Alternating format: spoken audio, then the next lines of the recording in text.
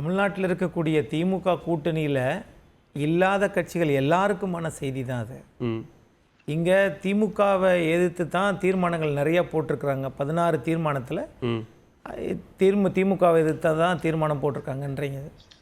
திமுகவை எதிர்த்து தான் அதிமுகவே உருவானது. இன்னும் வரைக்கும் அப்படி தான் இருக்குது.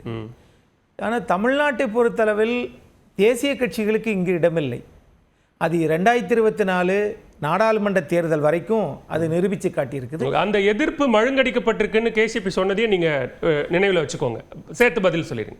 அது அவங்களுடைய பார்வையாக இருக்கலாம்.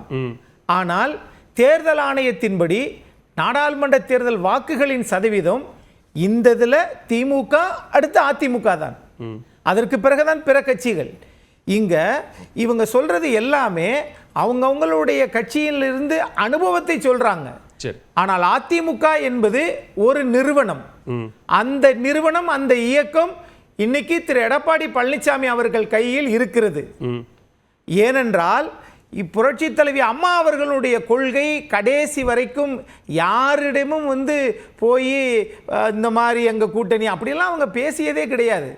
அஞ்சுவது யாதொன்றும் இல்லை, அஞ்ச வருவதும் இல்லை.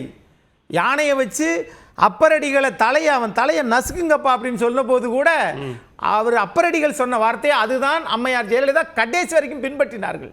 ஆக அதே துணிச்சலோடு அதே இயக்கத்தை காப்பாற்றக்கூடிய வலிமை திரு எடப்பாடி பழனிசாமி அவர்களுக்கு இருக்கு. அதை நிரூபித்தும் காட்டி வருகிறார்.